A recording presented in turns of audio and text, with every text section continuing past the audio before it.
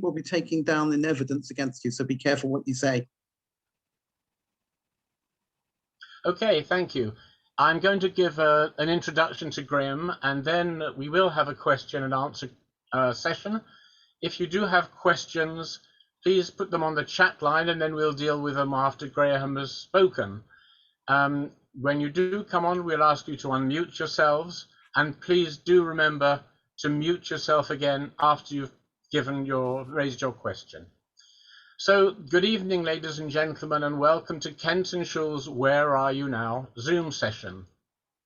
In Kenton's heyday, we were one of the largest communities in the UK that included members from the widest range of professions, and within those professions, at all layers of skill and experience that extended to the highest levels in their areas of expertise. The community included literally hundreds of youngsters, so it cannot be a surprise to know that many of those Kenton graduates have similarly risen to the top levels in their chosen careers. Among them is our guest, Graham Cannon. Graham's family and his parents, Jeanette and Raymond, lived in Ebrington Road, near the Shislers too, and now where Rabbi Black lives, and there were many families of Kenton community at that time in Ebrington Road. And Graham lived there with his parents, of course, and his brothers, Johnny and Adam. Jeanette's sister, Daphne Felix, and her husband, Anthony, lived nearby, and both families were important factors in management of the shul at the highest level for many years. Now, following Graham's initial degree from the University of Manchester, he moved to Los Angeles, where his career in media moved on later to Capitol Hill, Washington, working as Deputy Director of Communications to Ambassador Madeleine Albright and later her successor at the United Nations. Graham became Director of Strategy at Time Inc., an American worldwide mass media corporation. 20 years ago, after 9/11, Graham joined the Anti Defamation League to help reorganize their marketing and management to cope with a changing environment of those difficult times. 2015 saw him become the Chief Global Marketing Officer of the American Jewish Joint Distribution Committee, which is the leading Jewish humanitarian organization working in 70 countries to lift lives and strengthen communities. They rescue Jews in danger, provide aid to vulnerable Jews, develop innovative solutions to Israel's most complex social challenges, cultivate a Jewish future, and lead the Jewish community's response to crises. Currently, Graham is Chief Marketing Officer of the United Jewish Appeal. I'll not steal his thunder with any more details, but I'm really proud to introduce Graham to talk on special relationships, 30 years, a Yank. Thank you, Graham. Great, thank you. Can everyone hear me okay? Great.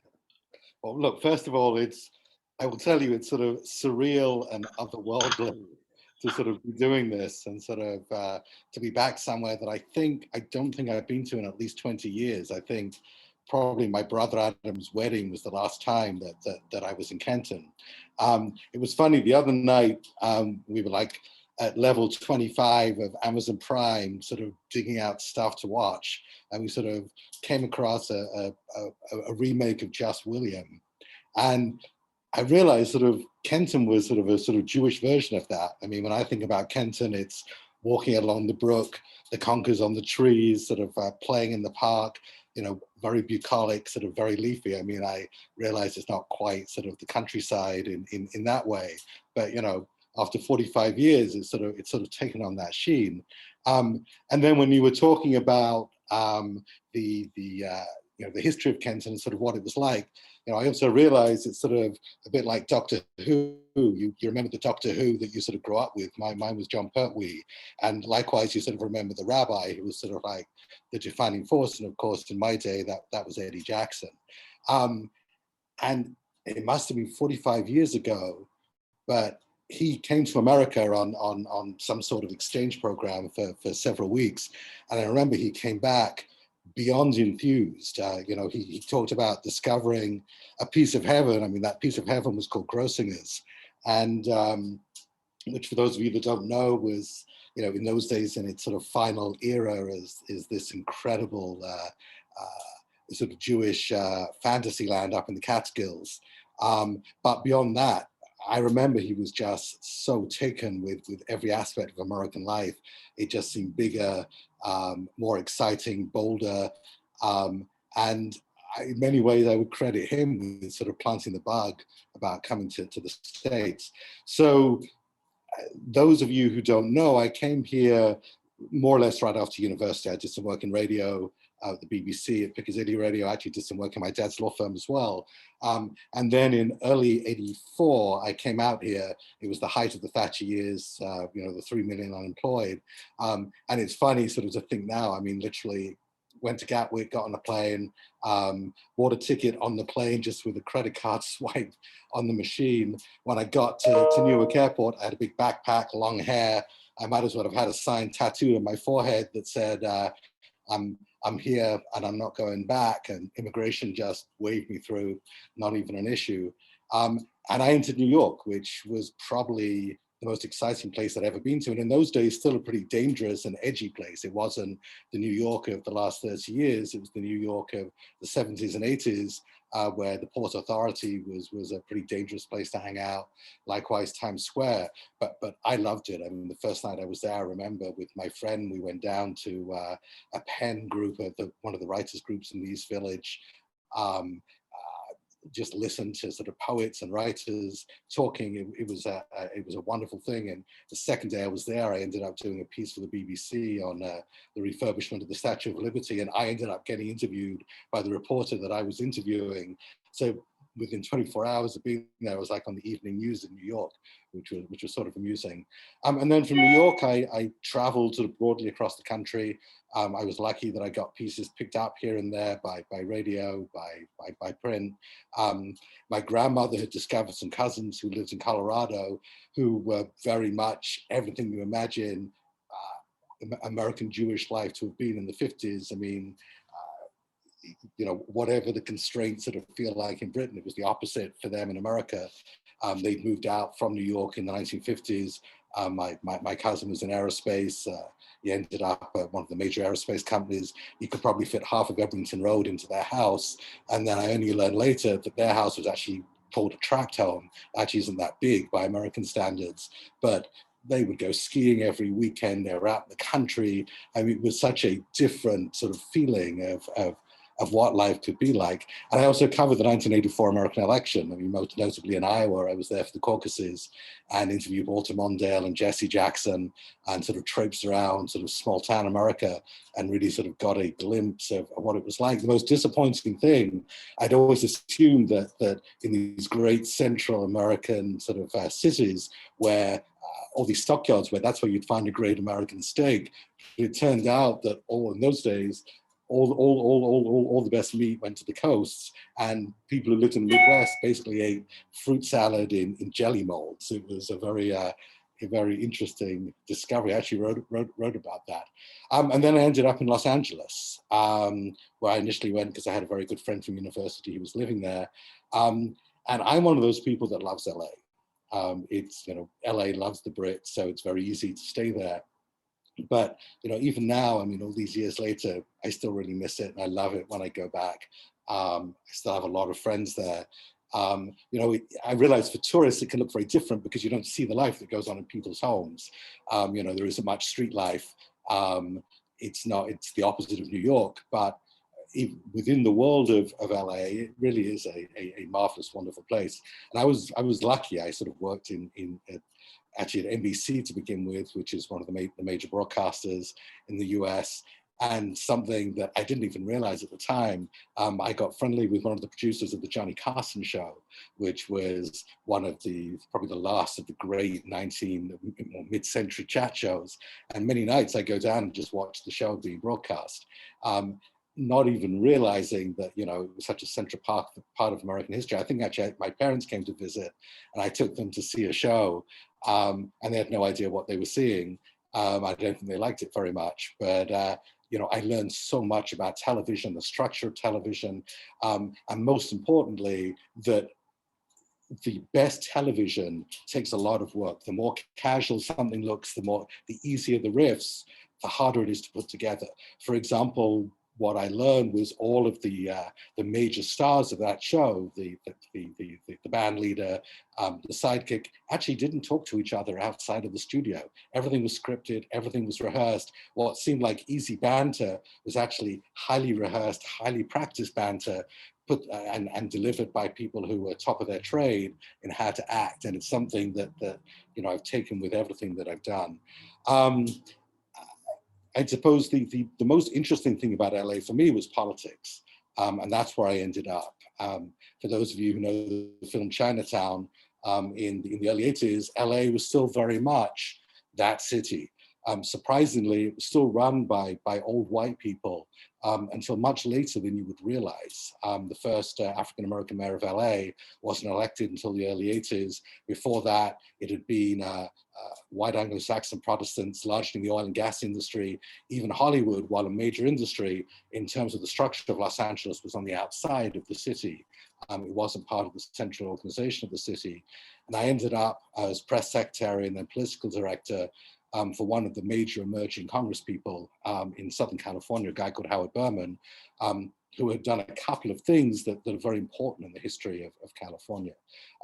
First of all, he and his brother had figured out how to use direct mail as a tool to reach people on an individual basis. Again, things that seem, you know, silly now, you know, in the world of Facebook, where literally everyone can be targeted on the basis of multiple interests. What they had figured out using the old US Postal Service was there was enough information in the public domain that could say, okay, this person has someone who's got a school-age kid, so they're going to be interested in school issues. This person's got an old-age pensioner, they're going to care about Social Security, and actually target letters to speak directly to those individuals. And again, this was an old analog system with machines that literally cut and paste paragraphs and would put them into each individual letter based on what the data was saying. And the second thing was understanding how to use that data to create congressional districts where you could get elected. So basically, unlike the UK system where you sort of have a commission that puts together districts that largely have the same number of people and roughly divide the country, if you look at a map, it sort of makes sense. In the States, and particularly in California, you could create any district you want. Whoever controlled the state legislature wrote that map.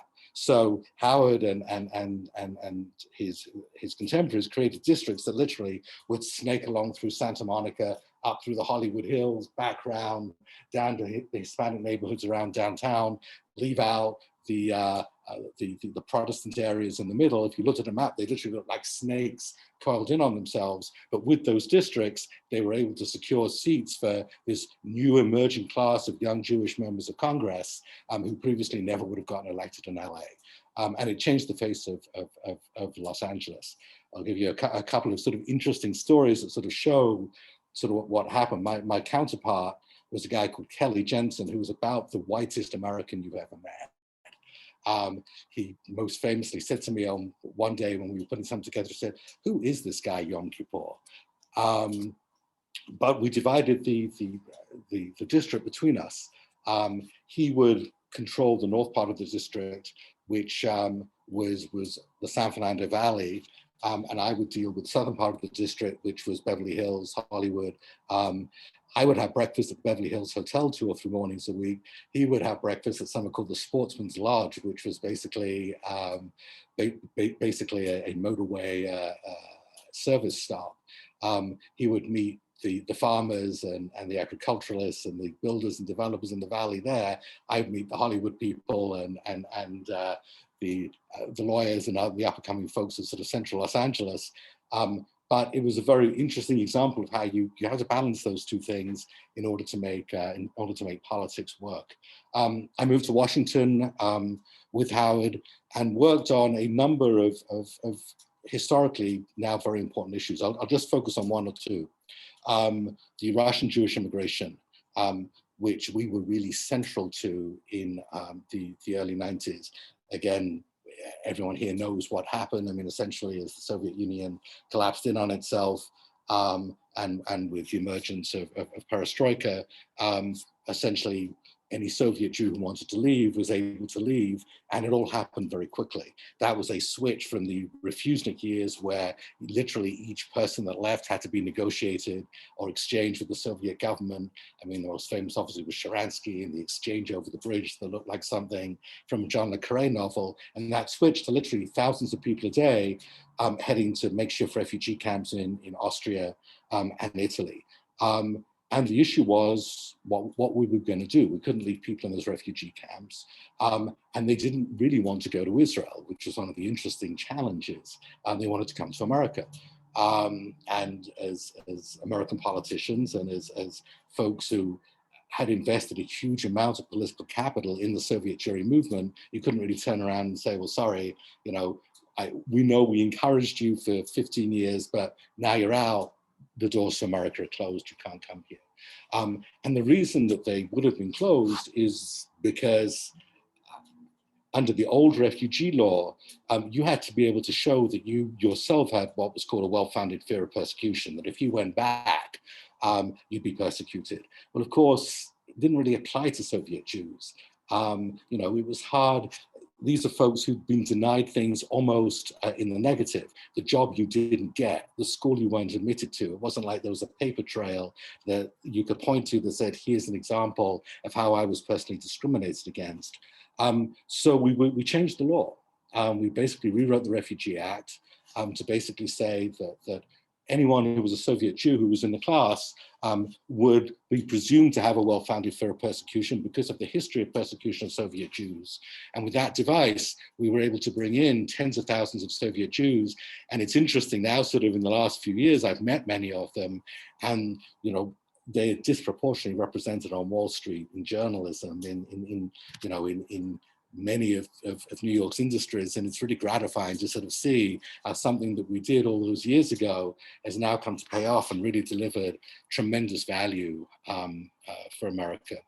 The other major issue that we dealt with was Bosnia, which was something I carried on into the Albright years. And again, just a sort of little nugget of how history looks very different when you look at it from the back end than when you're actually going through it. We realized very early on that the breakup of Yugoslavia was starting to develop into a war. We had an interesting situation. I should point out that the congressman I worked for was chairman of the Foreign Affairs Committee, so we had a major role in all of this. We had a huge Croatian population that lived in southern LA, and they were the first people to show up in our office. So initially, you know, our inclination was to listen to them, but we realized very quickly that there was a problem here. Croatia was actually an ally of Germany in World War II, not just an ally. The Ustashi Party were some of the most virulent supporters of Nazism anywhere in Europe. And they continued to that moment. The current president in the 90s of Croatia came from an Ustashi background. And the notion that we would go out and publicly support Croatia's position, given that history, was problematic, made more problematic by the good guys, and this sounds insane, were the Serbs. The Serbs in World War II had actually been very friendly to the Jews, taking them in throughout the Cold War. They'd actually been an important bridge between the Russians and the rest of Europe. So we ended up supporting the Serbs. And particularly in what was initially a Serbo-Croatian war, the aggressors turned out to be the Croatians. The Serbs were a little bit on the defensive. Again, something that sounds ridiculous now, but we had to adjust our position sort of very quickly as it became clear that in fact, the Serbians were the aggressors.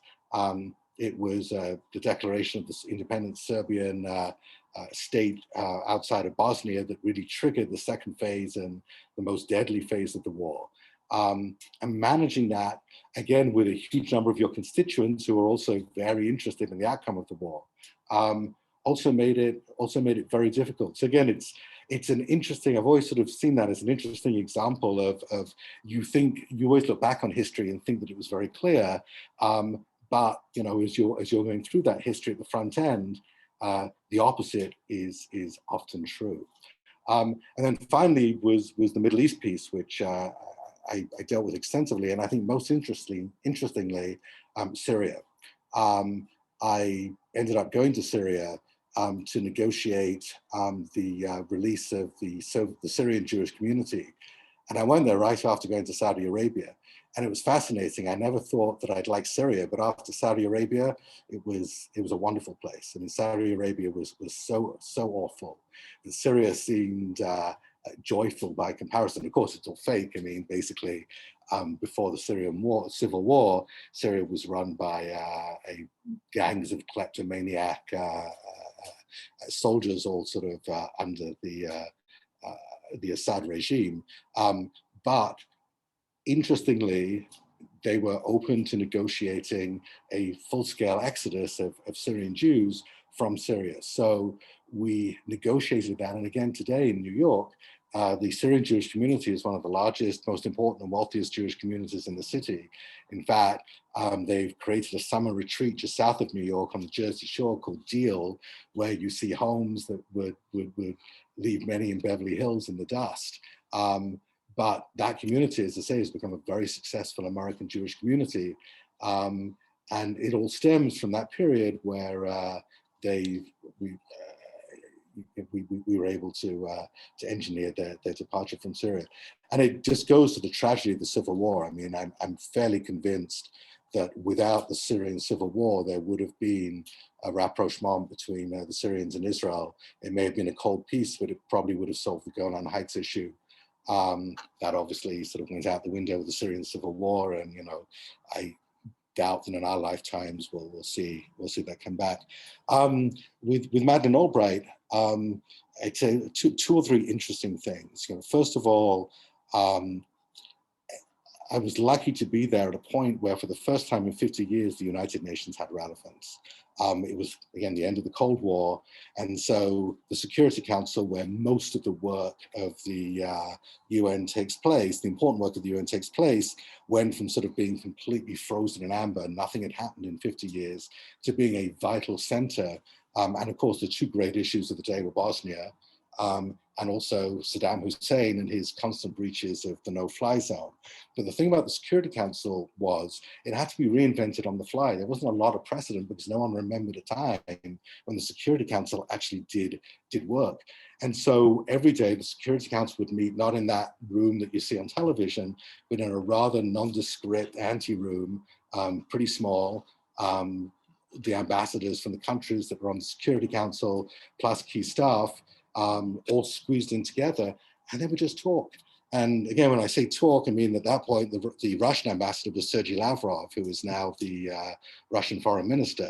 Again, he was the ambassador for Yeltsin, a very different period in Russian history. And we would sit in that room for hours and hours discussing the state of the world with the British, French, the Russians, the Chinese, as the permanent members, other members who were there in a 2-year stint.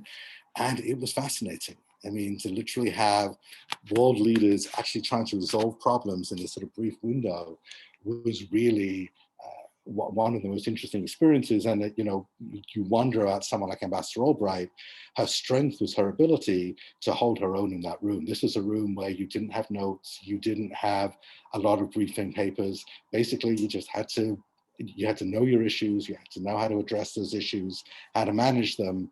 And if you couldn't, you weren't part of the conversation. And her strength was she was able to lead those conversations. And again, remembering that American power was, the unipower in the 90s. I mean, the Chinese were nowhere close to us, the Russians were in a state of collapse.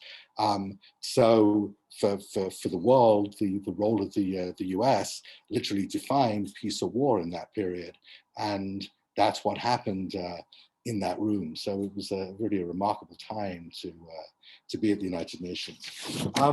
So let me sort of switch tacks a little. As Robert pointed out, from there I did go to Time Inc., which was a very interesting place. Again, Time magazine people, I mean, many of the magazines but the great challenge we were facing, and we didn't really get right. I mean, sometimes when you fail at something, you learn more than when you succeed, was the assumption, the arrogant assumption was you had all these great magazines, you had this new thing called the internet. All we need to do is take the magazines, dump them on the internet, bingo, we win. You know, the idea that upstart companies, that upstart media companies could somehow beat you at that game just never occurred to anybody. And of course, what happened was you take something like Time magazine, which is this weekly digest of news, and you say, okay, let's do daily news headlines. Suddenly you're competing with dozens of other people who are much better at daily news headlines and daily news than you. So it became a very tricky and challenging period. But the moment I most remember is we'd hired Dr. Ruth to create a website for us. And the day we hired Dr. Ruth was the day the Clinton scandal broke. And I remember walking in to sort of sit down with her, and she looked at me and she said, I don't know who you think I am, but let me make this very clear. I will not talk about the dress. I will not talk about that woman. I will say nothing about it. So do not even put me on the air if that's what you want to do. And he's actually become someone we've become quite friendly with over the years. But I will never forget sort of literally the first thing she ever said was she would not talk or address the Clinton scandal in any way. So let me switch tack to sort of the Jewish piece in the American Jewish community, because I think it's a sort of pretty interesting moment in time for sort of where American Jews are. I sort of got pulled into this. You know, I knew Abe Foxman, and you know, right after 9/11, you know, he basically, you know, asked if I would come in and rethink the direction of the ADL. Why was that important? Because until the day before 9/11, the notion of anti-Semitism in America or Islamic-driven extremism didn't exist. I mean, in fact, the ADL and similar organizations had significantly dropped their anti-Semitic charter and were focusing far more on anti-bias education, on diversity training. In fact, the ADL has set up a whole educational division with teachers in schools and trainings in schools around the country, with the expectation that that would be its business moving forward. So, you know, one of the results of 9/11 was a complete reversal and a complete rethinking of that. I mean, suddenly all of this anti-Semitism, all of this hatred that had basically vanished from the national conversation came roaring back. And so we had to rethink everything and sort of how, you know, how we spoke to people, how we did that, what sort of advertising and media campaigns we would do. And the thing about ADL is it's really one of the three prongs of sort of the way the American Jewish world is structured. First of all, the American Jewish world has a lot of money in it. I mean, it raises about $2 billion a year, plus or minus, plus tens of billions of dollars in endowment funds that sit there spinning off various residuals each year that also go into that number or use right now in emergencies to fund various projects. So, you know, there's a lot of resources available. And basically you have three prongs. You have the ADL, which essentially is advocacy and politics. Its job is to work with lawmakers, deal with the public, fight and push for issues, run investigations, draw attention to key issues. Then you have the old line philanthropic organizations. Robert talked about JDC.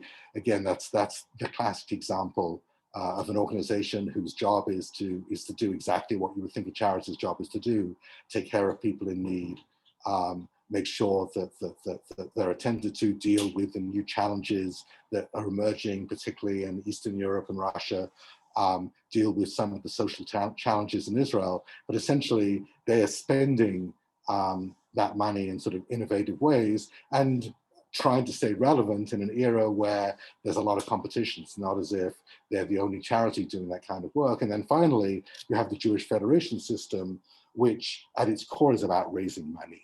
As I say, those federations raise probably $1.5 billion of the $2 billion that's raised each year. It's a machine that looks a lot like a Wall Street hedge fund. I mean, it has nothing to do with a traditional nonprofit structure. It has a lot to do with people who otherwise would be working in finance or working in business, instead bringing their talents into this fundraising environment, and then a grant-making structure that apportions that money back out into the community. And until literally a year ago, until COVID struck, the overarching philosophy underlying all of this was, this is old-fashioned. Basically, in an era where anyone can start a charity, it can be focused on something I care about, something that's specific, something that can be dealt with immediately. These old-line charities that raise lots of money, have lots of bureaucracy, they're really complex. I can't really follow my dollar. I give them money, it goes into some huge general fund. I'm never quite sure, what impact my dollar's having. The general notion was we were fighting for relevance in a marketplace of much faster, much nimbler, much more impactful charities. And that's literally changed in the last year. We've actually sort of become, think of it like a major cancer hospital where you have not just oncologists, we have radiologists, you have virologists, you have researchers, and if you're there getting treated, you want all of these people dealing with the complexity of your illness, not just one person who may know something about it, but not the complete picture. So now what we're dealing with is how do we manage this new interest in these old complex organizations, a sense that in an uncertain time, reliability, folks who have a track record, folks who can manage complexity, organizations that can deal with a lot of different projects at the same time, actually seem to have new value. So that's the environment that we're working in now. And what does that mean practically? It means that for the first time, I feel much more comfortable spending advertising dollars, particularly somewhere like New York, because the old classic mantra of advertising is that if I know what your need state is, if I know what it is you need or want, it's much more cost effective for me to then sell you that. If you're in the market for a Mercedes and I know that, it's going to cost me a lot less to know who you are and tell you about Mercedes than if I'm just casting a wide net and kind of hoping that someone is in that mix.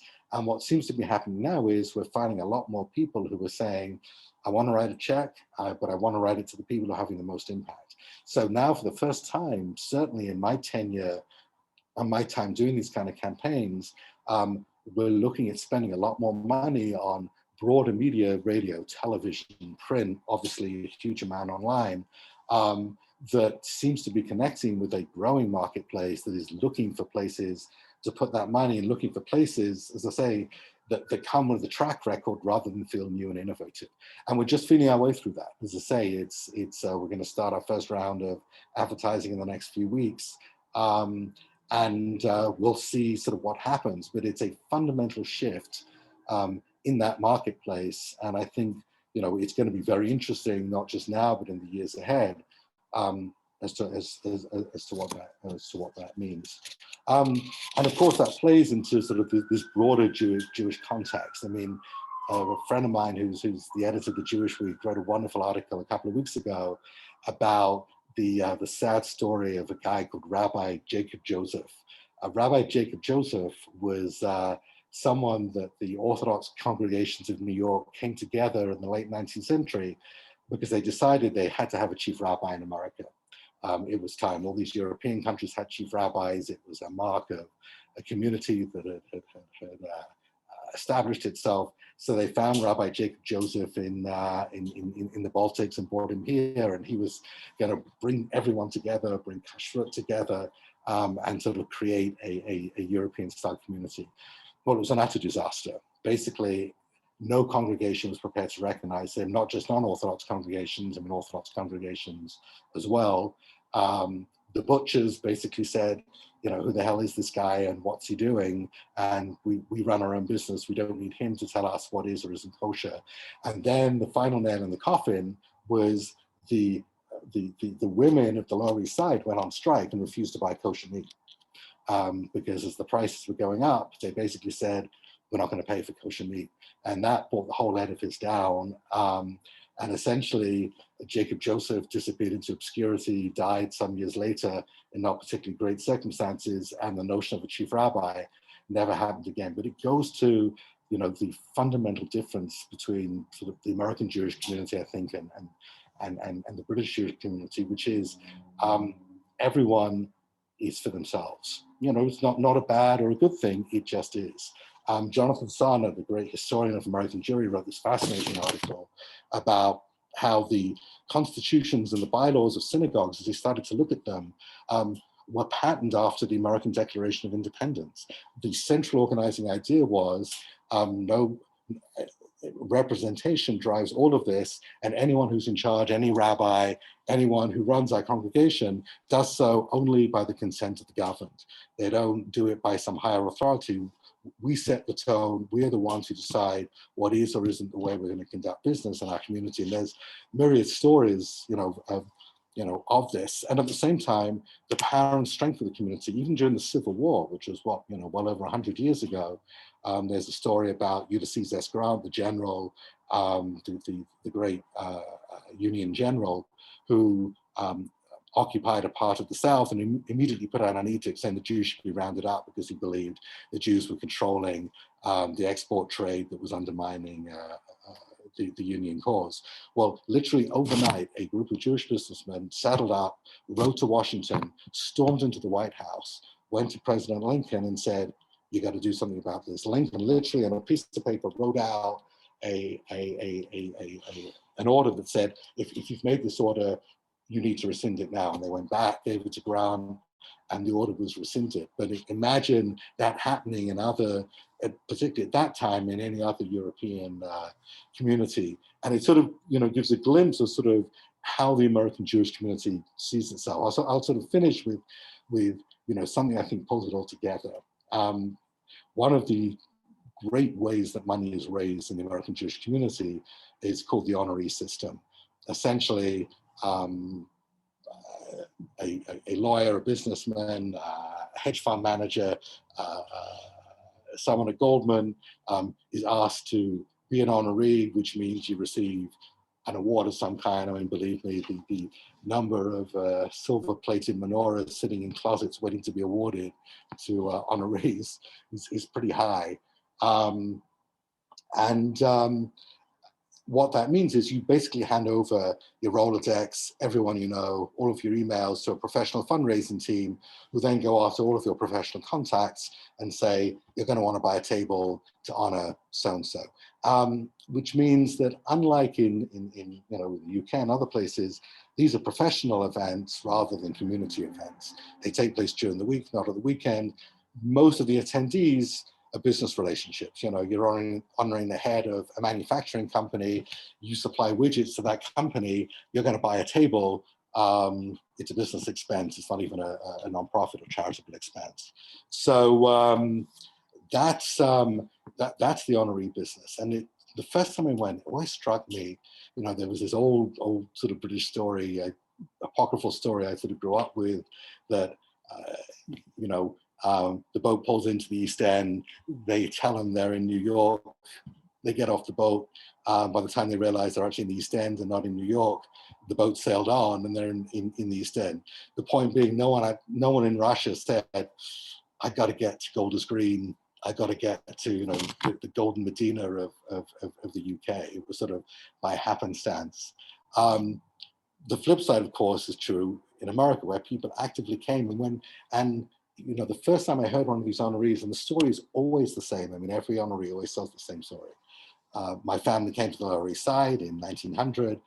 My grandfather had a push cart on the Lower East Side, and sold clothes or pickles or food. My parents moved out to the suburbs. I was the first in my family to go to college. And then it always finishes with, thank you, America. I love America. God bless America. It always comes back to, I couldn't have done any of this without America. The point being that American Jews see themselves as the beneficiaries of the American idea, not as something that sort of happened on the side or, they did it themselves. The America was the enabler of that. And it's what really drives the whole American Jewish idea and the American Jewish experience. So I'll stop there and happy to take any questions.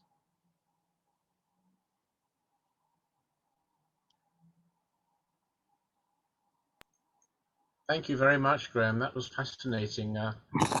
Chinese always say, may you live in interesting times. And I think you have. Not only have you lived in them, but you've contributed very positively towards such wonderful outcomes in the case of the refuseniks and the Syrians. So it's been lovely to listen to you.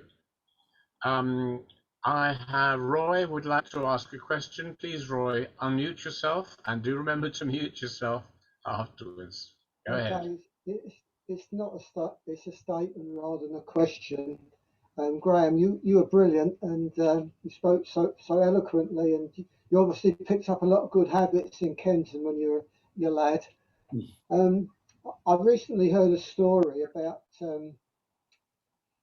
your house in Ebrington Road. You used to have a board outside. It was sort of perched on a long stick, and it had your father's name, Roman Canon, Commissioner for Oaths. And I think it might have been the fashion or the style that people did that. Anyway, somebody that still lives in the community was walking along with her young children, and her young daughter said, "What a lovely idea to bury someone in the garden and put their name next to it." Mm-hmm. That's very funny.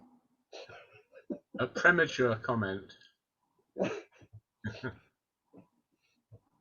I don't see any more questions, but I do have one for you. About Biden, of course. Yes. Now, dear President Trump, a very controversial figure, but he, on the surface, seems to have done a lot for Israel. The embassy moved to Jerusalem, and I understand that recently that came to the vote, and there was an overwhelming vote in favor of keeping the embassy in Jerusalem.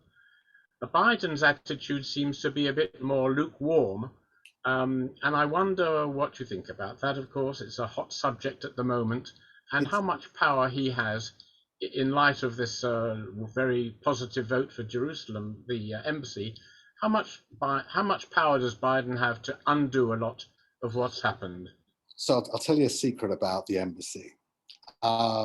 Basically, every foreign aid bill I was ever involved with, and well before me, contained a provision voted on overwhelmingly by Congress that the US should move the embassy to Jerusalem. But there was always a waiver in it.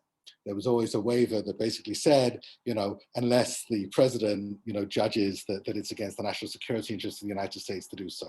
So essentially, it was a having your cake and eat it trick. It meant every member of Congress could go on the record as supporting the move to Jerusalem. Again, it's one of those classic issues, AIPAC, almost every American Jew is supportive of it. There's no great opposition to it.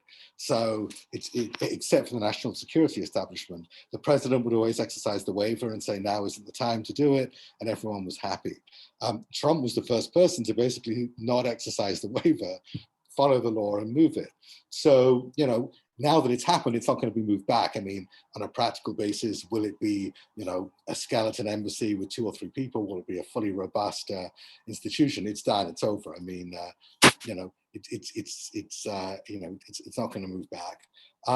Look, I think the other interesting thing is that for American Jews, Trump was such an awful aberration, culminating in what happened on January 6th, that the notion that they should vote for Trump or support Trump because of what he did for Israel is almost offensive. And that divide is, except for sort of the sections of the modern Orthodox community and obviously sort of the more Orthodox communities that are supportive of him. But 75–80% of American Jews couldn't wait to go out and vote for Biden. And Biden has always been, seen as tremendously pro-Israel, very much part of, the great mainstream support of American Jewish success and American Jewish life. So the embassy will stay where it is. I think you will see probably not much happening on the Middle East. I think that, there's not much of a sense, certainly until the Israeli election picture is settled and there's some sense of stability in Israel for the next 6–12 months, and hopefully longer, will you see much engagement from the US one way or another in sort of Israel-Palestine? Thank you. I know only what I read in the papers, and I know Obama was much more lukewarm, and Trump was very anti-Iran and very much aware of the threat from Iran. And Obama didn't seem to be aware of this, and I'm not sure that Biden is either. How do you feel about that? Well, it's an excellent question. Look, I don't think anyone underestimates the threat from Iran. I mean, the question is, how do you manage it? I mean, you know, the one thing the US doesn't want to do is expend blood and treasure in a war with Iran, which would be incredibly destructive, to the Gulf states, certainly, you know, possibly to Israel. You know, it's not looking for an existential millennial war you know, with Iran. So, you know, the theory behind the Iran deal was two things. First of all, the money had to be paid back one way or another. You couldn't hold on to it. Ultimately, they would win. Secondly, the nations that had agreed to Iran sanctions were falling apart. Those sanctions weren't going to stay in place anyway. So could you put in place a new structure that would at least incent Iran, keep some of the sanctions against prevention, or release those sanctions against not developing a nuclear weapon? So, you know, to me, it's one of those things where people of goodwill can disagree on how to manage Iran. It's not about whether you're pro-Iran or anti-Iran. It's simply, you know, what is the best way of avoiding conflict while preventing Iran from developing, you know, a nuclear bomb. That's everyone is asking the same question. The only question is how. Okay, thank you. Anybody else have any questions? I don't see any coming up on the chat. I don't see any hands written on the participants list. So I think, Graham, we're going to thank you for your very fascinating talk. It's really lovely to... Robert, Raymond is after you. Raymond, right. Raymond, then. Wonderful to see you here, shepping nachas from all those thousands of miles away. Please unmute yourself and go ahead. Graham, there always seems to be a misunderstanding or a lack of understanding of the respective Jewish communities in America, the UK, and of course now Israel. A lot of the issues that arise between those three communities seem to be that they don't all understand the dynamic of each community and how it thinks. You have the problems of in the UK where there is no relationship between conservatives, reform, and orthodoxy. America has an entirely different approach. Israel has an even more different approach, if it's rather strange English. How do you feel that affects the way Jews interrelate and support each other? I think so. Look, it's sort of the key question. I mean, in America, the synagogue that people don't go to is Reform and Conservative. It's not Orthodox, and that's a fundamental importance. Look, the dividing issues in you know here that have largely been settled in the Reform and Conservative movements are gender equality issues, and now you see them massively dividing even the modern Orthodox movements. And you know, it goes to Robert's earlier question. I'm in a sort of political left of center. You know, what's called tikkun olam, which has sort of come to be a universal term for doing good for everyone. Completely the opposite of sort of you know, Israel. I mean, look, I don't want to speak for the UK. I haven't lived there in many years. But what it means is that there is far less sort of denominational strife. I mean, we've had a couple of interesting developments. As I say, modern Orthodoxy, you know, has its own internal challenges now between left-wing and right-wing modern Orthodoxy. I think something fundamental that's shifted here that's also affected the Israel piece of this. Until very recently, the ultra-Orthodox was sort of seen as a benign piece of the old world, and that's changed dramatically. I mean, between you know, some of the vaccine issues, some of the criminal issues, when you do the polling, and I've done a fair amount of research on this, there's been a significant shift in the American Jewish community that doesn't see ultra-Orthodoxy as sort of, you know, sweet and nice, but sees it as cultish and almost malevolent. And that's changing a lot of perceptions as well. And, you know, I think particularly as it sort of, you know, as it relates to Israel, I did a piece of research a few years ago it was interesting when Madonna visited Israel and Egypt.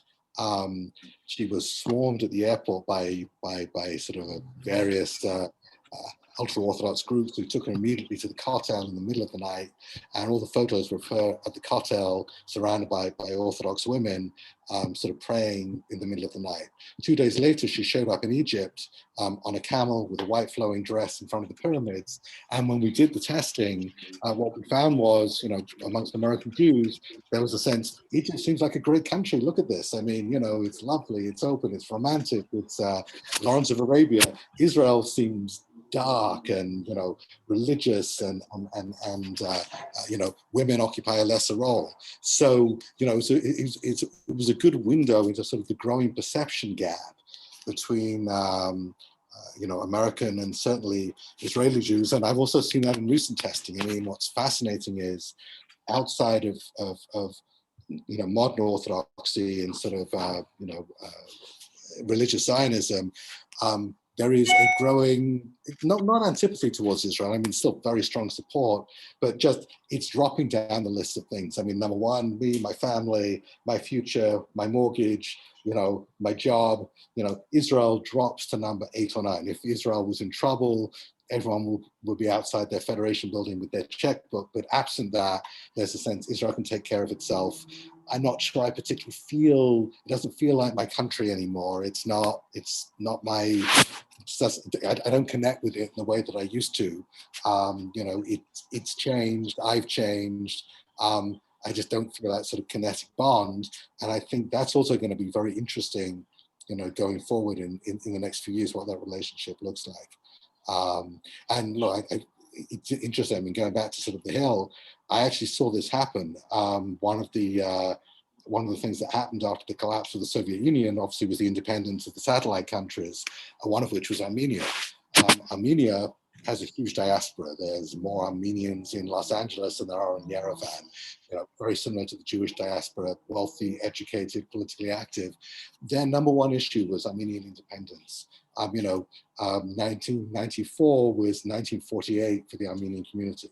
Then Armenia became an autocracy. It ended up in a war with Azerbaijan over Nagorno-Karabakh, and literally support in the Armenian community fell away for an independent Armenia. They just lost interest, you know, went back to being American Armenians.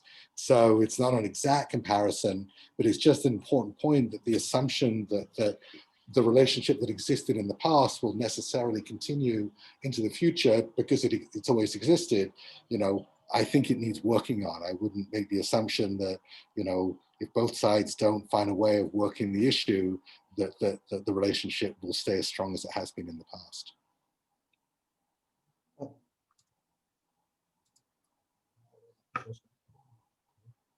Thank you, Graham and Raymond. Thank you for the question. I think Barry's that. Anybody else would like to say something? Barry wanted to. Barry Zakon. Barry, go ahead, please. Yes. Hello. Can you hear me? I can hear you, Barry. Yeah, go ahead. I have a two-pronged question for you, Graham. The first one is that, as you know, we have an interest in the JDC. And I want to know through David, and I want to know whether you feel that they are following the analysis that you've given. And second, my question is that when your father came back from America for his first visit, I think, to see you, he said he had this impression that the Americans didn't care who was governing them as long as they allowed them to get on with the business of business. And so, also, I'd like to just thank you so much for such a fascinating development and insight into how power works. I'm absolutely fascinated. Thank you very, very much. Oh, so thank you. Look, first of all, thank you for raising David. I mean, one of the great joys of going back to JDC was reconnecting with David after all those years. And for those of you that don't know, David Zakon is one of the leaders of JDC. Really travels the world on its behalf. And I think, look, it's another example of an organization that has found new relevance in the last few years. But it's interesting, one of the things, and David was sort of a key part of this, as we looked at how it was branded, we realized it had this very soft scent, you know, lovely people doing lovely things. And the internal tag we came up with was tough Jews who get things done. And again, it tracked the research that we did that showed that when you looked at the Pew studies and some other research work, there's a huge amount of philo-Semitism in America. Jews feel very proud to be Jewish. It's nothing to do with being religious. 80% of Jews aren't religious and are completely secular. And Americans in general look at the Jewish community as, I wouldn't mind being a member of it. They seem fun, they seem neat, they seem interesting. So we tapped into that. And as a result, I think JDC is doing amazing work. But as I say, people make a difference. David's a great example of someone who, is really doing amazing work. Barry, what was the second question? Because I wanted just to throw something else. No, I wanted whether it's just so lovely to see Raymond again. But I'll just say I was remembering how he came back from America. Right. Look, I think it's a very important point. I mean, one of the things that Trump forgot was that Americans don't want their leaders in their face all the time. The brilliance of Ronald Reagan was he knew when it was time to speak and when it was time just to disappear for weeks on end. I mean, people want to think that, the president, the government are running things, taking care of things, making sure things are okay.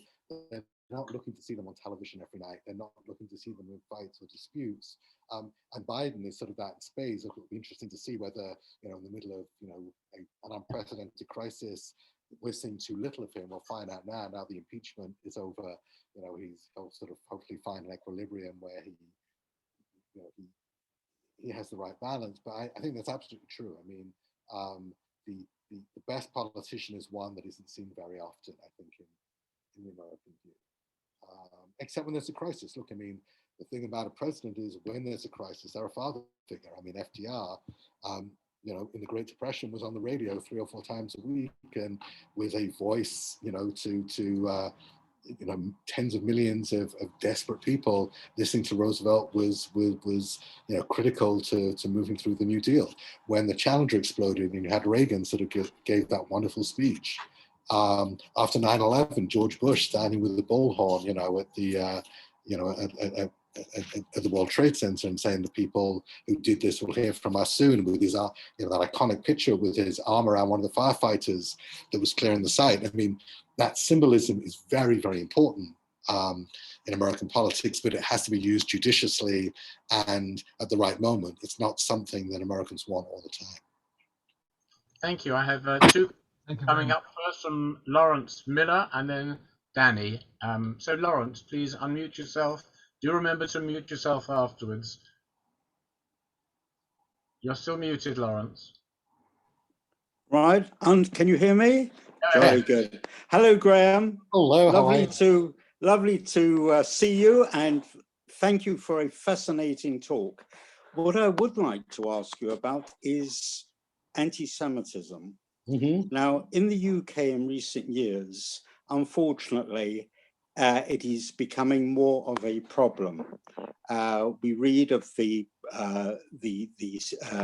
campuses here, the universities where Jewish students are facing hostility, not just from fellow students, but also from professors who make anti-Semitic remarks. And generally, certainly under Corbyn and his followers, life has become uncomfortable, to say the least. What is the situation in America? What a topic all by itself. First of all, America isn't immune to anti-Semitism. I suppose the important thing in America is, look, the great American original sin is slavery and the racism that's generated. And I think, when you look at the history of Black Americans right up to the present day, that's our anti-Semitism in many ways. But I don't want to diminish, anti-Semitism either. It's just important, I think, to put that bit of context in. There's a line that Martin Luther King had that, the arc of justice is long, but ultimately, it succeeds. And I think for Jews, that's largely been the case. you know, in the 19th century, really until the Russian immigration, it was a fairly small community. Pretty well thought of. I mean, you know, it started with this letter from George Washington to the Jewish community in Newport. You know, what's the phrase they use? You know, give bigotry no sanction, persecution no assistance. So, you know, the history of American Jews under American government begins with, you know, the first president basically saying, "We've got your back," which doesn't mean there weren't anti-Semitic riots and pogrom. I'm calling them pogroms and riots. You had the fact the ADL was founded around the lynching of a Jew in Atlanta, you know, in what was, you know, clearly anti-Semitism throughout the 30s. You have people like Henry Ford, Father Colin. It was hard for Jews to get into colleges. Right up into the 50s, you had signs that would say "No Jews and dogs allowed." And in fact, you know, one of the ironies the ADL always loved was that the hotel that it holds its annual conference in, the Breakers in Palm Beach, which is right next to Mar-a-Lago, for years and years didn't admit Jews, and now, you know, the largest conference on anti-Semitism annually is held there. But that's the history of anti-Semitism, and obviously now it's sort of come full circle, and the great debate is what's anti-Zionism, what's anti-Semitism. I mean, I think, you know, it's you know, no one is yet sure what this new rise of the right and the folks who showed up on January 6th means. I mean, certainly if you look at the marching last year or 2 years ago in Charlottesville, you know, they were chanting "Jews will not replace us," and that's even nastier than it sounds. It means that Jews, not just individual Jews, aren't going to take over from us. It means the Jewish cabal and the global Zionist government, you know, we're not going to let that conspiracy replace America and white people. I mean, as I say, it's and they believe it. All you need to go to their websites and you'll see that it's there. And the fact these folks actually showed up in the thousands on January the 6th, you know, the Proud Boys, the Oath Keepers, I think, you know, huge question, what does that mean in terms of deep-seated anti-Semitism in the extreme right in America, and is that now the most dangerous force, far more than Islamic terrorism or the Islamic issue? The other piece is the anti-Zionism issue and how that sort of plays over. You know, there's two ways of looking at it. I mean, on one hand, American campuses are very different to British campuses. The vast majority of people going to college are paying a lot of money to go. They're going to be paying off that bill for, you know, a big chunk of the rest of their lives. They want to get the qualification that they're there for, get out, start working. They don't touch campus politics. They're not interested. It's not, you know, it's not at the center of campus life and the way it is. And, you know, in many of those instances, it's a couple hundred people talking to themselves. That said, you know, you can certainly argue that just a change in the zeitgeist changes things. You know, as I said earlier, no question that there is you know, American Jews are less and less inclined to sort of be Zionist activists. They're less and less inclined to take on that role at college, which means that for a casual observer, even if you're not involved in this, you're hearing things like, you know, Israel's an apartheid state. You know, the ADL ran into an issue in the last couple of years where it's done trainings, police trainings in Israel, and the, you know, Black Lives Matter and other movements here sort of said, how can, you know, if you wonder why our police are so brutal, maybe one of the reasons is that they're being trained by Israeli police to spend their days bashing out Palestinians. So things like that have resonance, but it's sometimes hard to sort of draw a line and sort of say, this is anti-Zionism, this is anti-Semitism. So, you know, I think it's going to be interesting, but what I will tell you is, you know, one of the things I do is a lot of research into these things. Everyone from, you know, the billionaires of the Hamptons down to, you know, some guy working a minimum wage job in the Jewish community at some level is concerned about anti-Semitism, perceives it, feels there's a growing threat, even if they can't quite put their finger on it. There's a sense that in troubled times, and these are troubled times, the Jews don't do well out of it. So I think that's sort of the, you know, framing to look at it in. Thank you. Thank you very much. Danny Touchband, if you'd like to unmute yourself, please. Thank you, Graham, for a very interesting talk. My question is on the US's, your views of the US's relationship with China. Do you see them fighting tooth and nail to try and hold their top spot economically? Because the talk is that maybe within 10 years, China will have a bigger economy, or do you see them working with China, bearing in mind their record on human rights, trying to work with China, maybe losing their top spot, but maybe influencing China more in the case of human rights?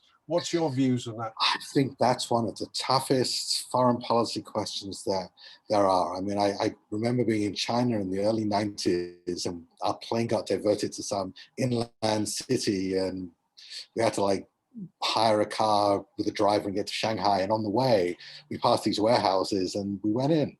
And this was the early 90s. They were full of furniture, just clearly destined for the American market. I was with a group of congressional staff. I mean, we were sort of looking at the China relationship, and you know, just seeing even then, what the Chinese were up to, you know, told us what was coming. You know, my view is the human rights issue. You know, the Chinese managed to walk a line that seemed to work until about a year ago. And again, I think this is where Trump in basically giving, you know, succor to dictators and sending out a signal saying, you know, we don't care about human rights, empowered what's happened in Hong Kong, empowered what's happened to the Uyghur, you know, in Western China, combine that with, you know, the unfettered piracy of the Chinese, the use of technology to track their citizens both inside China and outside China. I think we have a foreign policy headache that I'm not sure we know how to deal with. I mean, we're not bringing that manufacturing back to the US. US consumers aren't going to pay the kind of prices that would start, you know, rising if manufacturing at that level came out of China. Could we resource it to other places in Asia? You know, not clear. And, you know, will the Chinese use military force in someone like Taiwan if they feel threatened? Again, sort of unclear. But I think it is the single toughest foreign challenge of the next few years. No question. Thank you very much.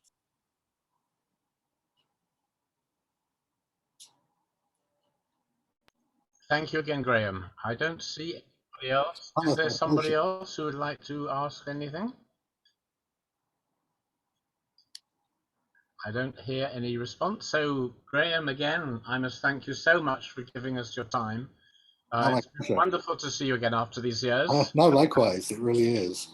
It really is. I'm glad we all enjoyed it. And thank you so much. And keep well. Stay well. You too, everyone. And thank you so much for having me. Keep doing all this wonderful work you do for the Jews and for Israel. I will. Thank you. Thanks. And you too. Thank you. Thank you so much, Graham. It's brilliant.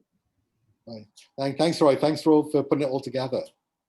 My pleasure. It's you really put a lot of work into this, and you spoke beautifully, seemingly without any notes, and all credit to you. It's brilliant. Thank you very much.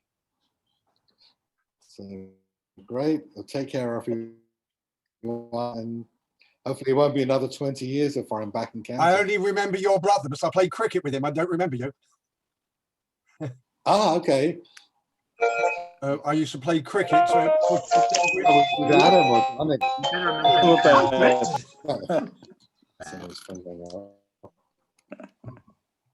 So on your bar mitzvah, they said on the poster there were 35 other bar mitzvahs that day. That's what Roy said. I no, I think that's a bit of an exaggeration, Danny. Oh, is that what it was?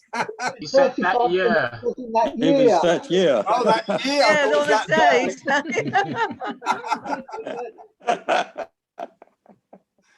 All of us. Okay. Thanks, Roy. Thanks, Danny. Thank you. Bye. Thank you very much. Bye-bye, everybody. Thank you very much. Very good. Bye-bye. Very good. Just a quick mazel tov to Joy, Joy Jackman, who is celebrating birth of twin grandchildren. Mazel tov. Mazel tov. Mazel tov. Where are you, Joy? Are you gone? Where's she gone? Joy, you're there? Gone to put the babies to bed.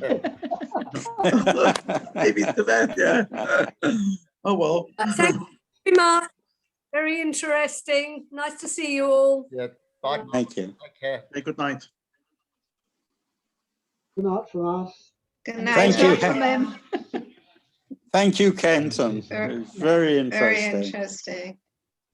Bye. Good night and be well. Bye, everyone. Bye. Bye. Good night, Martin and Beverly. Good night. Right. Oh, John. Bye. Okay, I'm going to close off. Good night. It's nice seeing everybody, all old faces. I remember Raymond and Jeanette when they lived in Ormsby Way before they went to Eppington Road. And we're still living there. My in-laws lived at number 48 Ebbington Road, rubbing all the seashells on in the front, the pearlized seashells in the hydrangea beds, right at the very end, the big white house at the very end of Ebbington Road. I remember that one. I remember that one. It's just at the end of my road. Hello, Yes. Robert. Hello, Rabbi Green. How are you? Yeah, Professor, I'm fine. Yourself? Yeah. Let's see it. Come on, Behaving. let's see your beard. Rabbi Black, how's your hoodits and all of the children and grandchildren? Well, we're all okay. Thanks. Thank you very much for asking. Thank you, Martin. Thank you. Raymond and Jeanette, lovely to see you. Good to see you, Barry. Yeah. Hi. Ah, there's Raymond and Jeanette. Hello, Raymond and Jeanette. Hi. Beverly and Martin, we haven't seen Raymond, you for so long. lovely to see you. It's lovely